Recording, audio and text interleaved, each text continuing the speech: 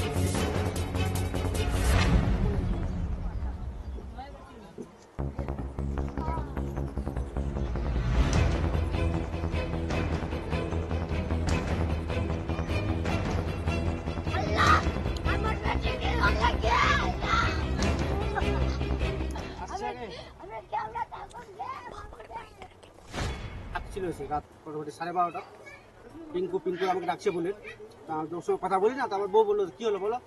তো বলছে যে এই মুনমুন এখানে সবাই নিয়ে ওকে মুনমুনের কি হয়েছে কথা বলছে, রঙাচ্ছে কেন?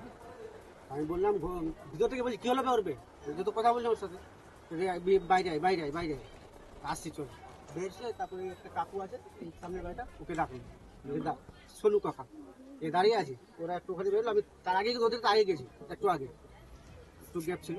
ওই দিক থেকে সেই আছে, মানে আমি হত্যভঙ্গ দেখি ওকে কথা বেরোচ্ছিলাম মুখ থেকে। ঠাকুরটা দেখলো হাতটা ঠান্ডা হয়ে গেছে, আর কিছু বলতে পারছি না। বেরোছে তখন বাইরে এসে ওর মাকে বাবাকে ডাকাতে নিতেছে। মনে দেখো যে স্পট আছে, যেহেতু গলায় বোঝা যাচ্ছে যে গলা চাপা মনে হয়। কি মেরেছে, কি অনুমান করতে পারছেন আপনারা? আপনি ওর স্বামী ওর কাছে থাকবে তো অন্য কেউ মারতে যাবে? বলার কিছু না, সবাই যে কেউ বলবে ওটাই। তুমি পাশে তো, ওর স্বামী তো পাশে, ওই বলতে পারবে ঠিকঠাক। মোটর দিয়ে খাওয়া দাওয়া খালো বাবা। ওখান থেকে মায়ের বাড়িতে 10টার সময় আসলো, চা খেয়ে আসলো 9টার সময়। ওর থেকে আপনার বেশি শুনতে পারবো না। এটা ঠিক, তোদের মাঝে মধ্যে ঝগড়া হতো। আমি তো এটা বলতে পারছি না। রাত 9টার সময় ওদেরকে ছোটনের বাড়িতে দেখলাম। আমি ওই বাগে দিয়ে চা খেয়ে চলে আসলাম, ওখানে ছিল ওরা ওখানে ছিল। তারপর আমি চলে আসলাম বাড়িতে, আমি খেয়ে ঘুমাই গেলাম। আমার মেয়েকে বললাম যে তুমি চলে যাও বাড়ি, বাচ্চাকে নিয়ে চলে যাও। ওরা রাত 10টার সময় চলে আসলো, আমিও ঘুমাই গেলাম।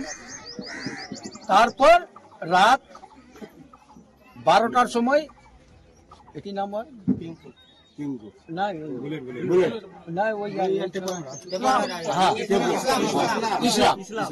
ইসলাম ও শব্দ পালো যে দুবার গঙ্গায় উঠলো, একবার মা বাপ কহে চিল্লাই উঠলো পাশের বাড়ি। তারপরে রাত 12:30টার সময় এ আমাকে ডাকতে গেছে, পিঙ্কু দাদা দাদা করে ডাকছে। আমরা দুজনে উঠে আসলাম, আসে দেখছি বাড়িতে আর কিছু নাই। এখন তো আমি তো বলছি যে আমার জামাই করলো, আর কে করবে বুঝতে পারা। হাতাহাতি হয়েছিল, তারপর গলাটা টিপে দিলাম তো দমেতে, তারপর আমি ডাক্তার গেলাম,